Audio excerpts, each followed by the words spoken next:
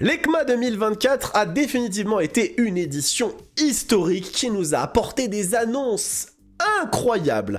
Et parmi ces annonces, eh bien, il y a une machine qui a définitivement secoué le monde de la moto, c'est la toute nouvelle Ducati Panigale V2 2025. En effet, Ducati annonce une nouvelle version de sa sportive mid-size avec un moteur revu à la baisse en termes de puissance, avec un design différent et des équipements très intéressants. Et bien évidemment, vous n'êtes pas sans le savoir, cette machine risque très fortement d'être mise en concurrence avec une autre moto qui elle aussi a été annoncée il y a quelques jours et qui enflamme elle aussi tout le cœur des motards, et bien c'est la toute nouvelle Yamaha R9, bien évidemment la sportive du constructeur haut diapason, qui eh bien, se part elle aussi de petits atours très sympathiques, comme un moteur chouette, des équipements vraiment de haute volée, et donc eh bien, j'ai décidé dans cette petite vidéo de vous faire un comparo, d'analyser un petit peu ces deux machines, et d'essayer d'y voir un peu plus clair entre la Yamaha R9 et la Panigale V2 2025, laquelle est potentiellement la meilleure, et bien c'est ce que nous allons voir aujourd'hui. Bonjour tout le monde, j'espère que vous allez bien. On se retrouve dans une nouvelle émission Moto Bistro, un petit peu comparo, dans lequel, eh bien, on va comme ça mettre en concurrence ces deux machines très intéressantes, bien évidemment. D'un côté, la Yamaha R9 et la Panigale V2. Si vous ne connaissez pas la chaîne, écoutez, un petit abonnement vous permettra de me soutenir de façon très concrète et d'être informé de toutes les vidéos qu'on sort, parmi lesquelles nous retrouvons des essais, des guides d'achat, des tops, et puis aussi de l'actu, et maintenant des petits comparatifs comme ça très sympathiques. Alors, ce que je vous propose, c'est qu'on commence déjà par regarder un petit peu, par comparer le look de ces machines, et nous allons commencer par la nouveauté nouvelle, puisque la Ducati Panigale V2 a été annoncée il y a le moins de temps. Donc là, vous avez la version V2. Bon, alors on retrouve bien évidemment le look tout Ducati qu'il est, puisque la machine est vraiment dans l'esprit du constructeur de Bologne et des sportives au sang assez chaud, avec quand même quelques petits changements par rapport aux versions précédentes. Vous pouvez voir notamment qu'ici, eh bien, on a les échappements qui sont situés sous la selle. On a toujours une partie arrière qui est aussi séduisante, et une moto avec des carénages fins, des lignes fluides, et qui donne vraiment à cette Panigale V2 un air très très chouette. On a une version V2S dont on parlera bien évidemment, avec eh bien, des suspensions Öhlins, permet d'avoir un petit côté noble en plus sur la machine, et du coup je pense qu'on est d'accord pour dire que cette Panigale V2 reste une très très belle moto. Par contre, on a une autre machine qu'il faut regarder, bien évidemment, c'est la R9, et donc cette R9, regardez, on va y jeter un petit coup d'œil. Elle est ici, avec elle aussi, eh bien, un look, ma foi, très très sympa, qui reprend bien évidemment les inspirations de la R7 et de la R1, vous la voyez ici, elle est déclinée un petit peu sous différentes formes, sous différents angles, avec eh bien une couleur bleu profond, qu'on connaît bien évidemment chez Yamaha, donc qui est vraiment très très sympa. On voit les petits ailerons, chose que la Panigale V2 n'a pas souhaité mettre sur la machine. Ducati, ils sont restés assez sages là-dessus, alors que la R9, elle y va. On sait qu'on aura des gros ailerons sur la machine, et un look définitivement très très racing sur la moto. C'est intéressant, et puis il y a aussi des petits aspects qui n'ont pas forcément plu à tout le monde sur cette machine, notamment le fait qu'on a une sorte de trou en dessous au niveau du moteur. Ça, c'est lié en fait au châssis qui est très très très léger et très fin, c'est le plus léger qu'ils ont jamais fait. Vous pouvez le voir un petit peu ici, et regardez si on avance un petit peu sur l'image, on le voit très très bien. Ça, c'est lié au Delta Box qui est utilisé pour la R9, dont on va reparler un petit peu après. Mais bon, du coup, on se retrouve ici avec ces deux machines qui sont en concurrence, et on va commencer maintenant à analyser, à regarder un petit peu les caractéristiques techniques de ces machines. Et la première chose qu'on va regarder, bien évidemment, dans tout premier temps, c'est le moteur. Et ce moteur, eh ben, c'est très très intéressant, parce que vous allez voir qu'il y a des choses très très cool. Donc allons-y. On est ici sur le comparatif entre les deux motos. Donc d'un côté, nous avons le nouveau V2 chez Ducati, V2 à 90 degrés, avec un système de distribution variable infini, le Desmodromic, une cylindrée de 890 cc, et du coup des niveaux de puissance et de couple de 120 chevaux et de 93 Nm. Si on regarde du côté de la Yamaha R9, on retrouve un 3 cylindres en ligne, hein, donc le moteur de la MT-09 qui fait exactement la même cylindrée hein, que la Panigale V2 avec 119 chevaux, donc elle cède un tout petit cheval et 93 Nm, donc un tout petit peu moins de couple. Par contre, avec quelque chose d'assez intéressant, on peut voir que le couple maximal de la R9 est atteint significativement plus bas que celui de la Panigale V2, hein, 8250 tours minute, 7000 tours minute. Est-ce que ça permettrait éventuellement de donner un aspect un petit peu plus dynamique, un petit peu plus joueur sur la route à la R9, eh ben ça, écoutez, on le verra une fois que les machines seront sorties. Toujours est-il que les caractéristiques en termes de moteur des deux motos sont extrêmement similaires. Alors ce que je vous propose, c'est qu'on continue à avancer et qu'on aille regarder du côté du châssis. Eh bien, du côté de Ducat, on a utilisé une solution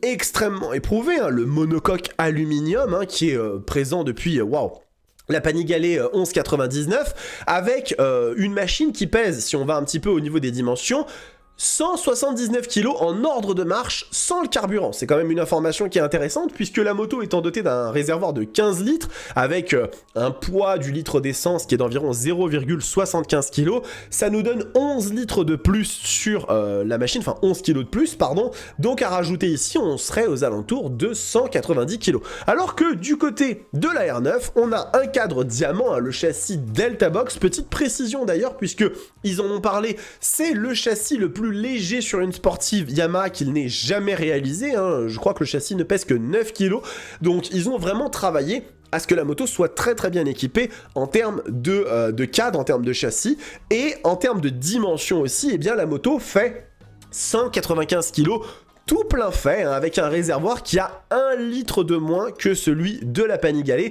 et un poids un petit peu plus élevé, à voir si ça peut faire une différence ou pas, mais pour le coup, effectivement, à ce niveau-là, on a une différence qui est assez marquée, et maintenant, on a aussi les équipements, puisque la partie cycle ne se limite pas qu'à un châssis, il y a aussi la suspension et le freinage, et ça on va regarder ça tout de suite, puisque regardez, du côté de la Panigale V2, nous avons sur la version standard, puisque la Panigale se décline en deux versions différentes, on a sur la standard une fourche inversée Marzocchi de 43 mm, ainsi qu'un mono-amortisseur Kayaba entièrement réglable, et en termes de freinage, on a des étriers Brembo M50 sur la moto, hein. Regardez, on peut les retrouver assez facilement juste ici, hein, ces Brembo M50, même si là c'est la version V2S qui est présentée, mais effectivement on est sur ce type de configuration. Alors que sur la R9, fourche télescopique de 43 mm de diamètre, il l'explique directement ici, hein, on a la suspension Kayaba de nouvelle génération entièrement réglable, avec une fourche inversée de 43 mm, avec des réglages. J'ai pu voir la fourche en vrai, et effectivement, elle est très qualitative.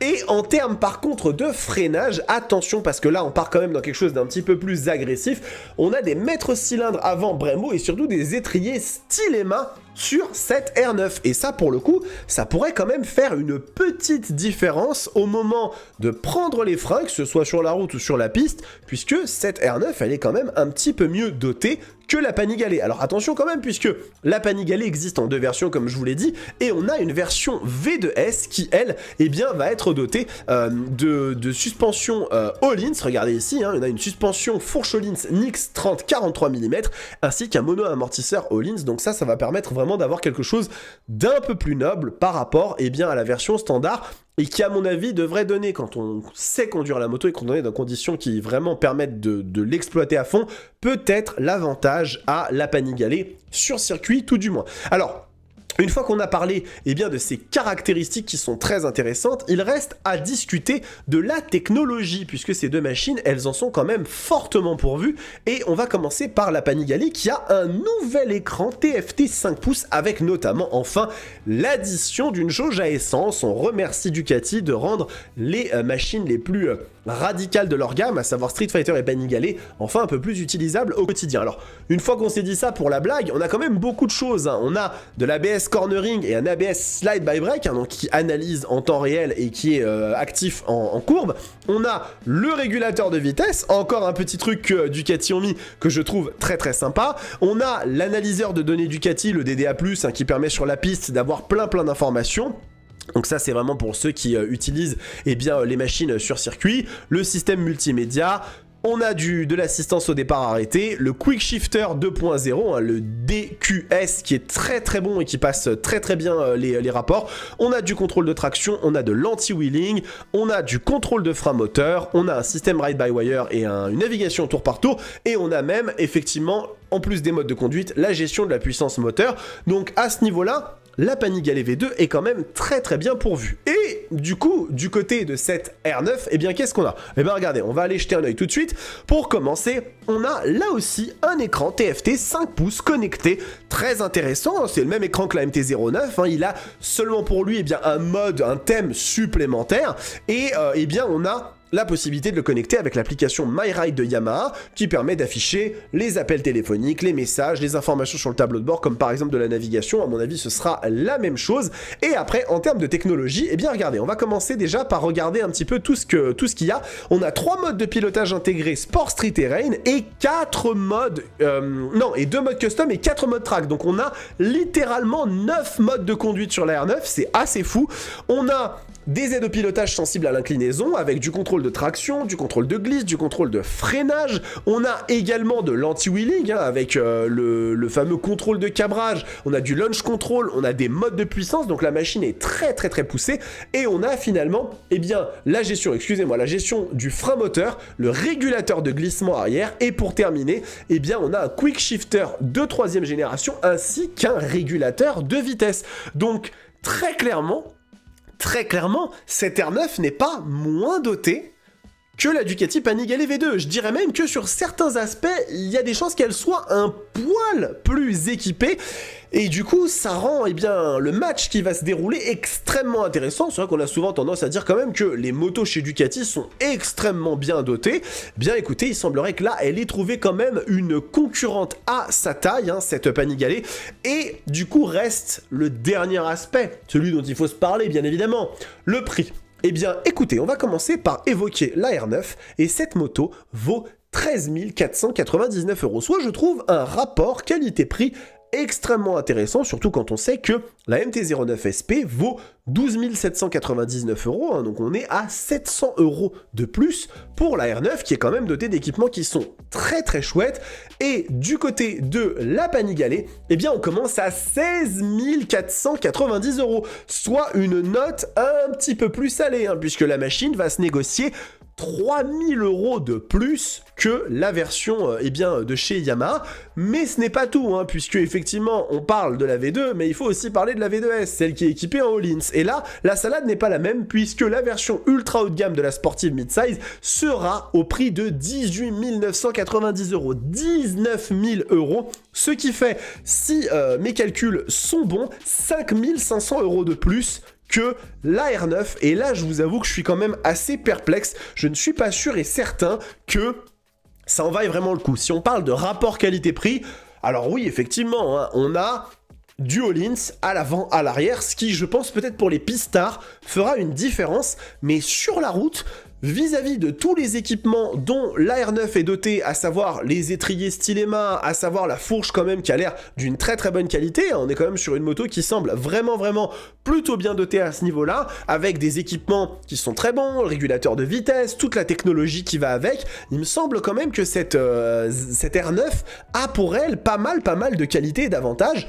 alors qui ne seront jamais ceux qu'on peut retrouver chez Ducati avec l'exotisme, la moto italienne, le design, parce que c'est vrai que quand même, il faut un petit peu à un moment donné remettre l'église au centre du village. Cette Panigale V2, elle est bien évidemment magnifique, elle est à tomber, et c'est vrai que s'il y a un truc sur lequel eh bien, le constructeur de Bologne se distingue, c'est quand même le design de leurs motos qui sont vraiment super sympas, avec cette selle, cet échappement pardon qui est sous la selle, avec ce regard ultra affûté.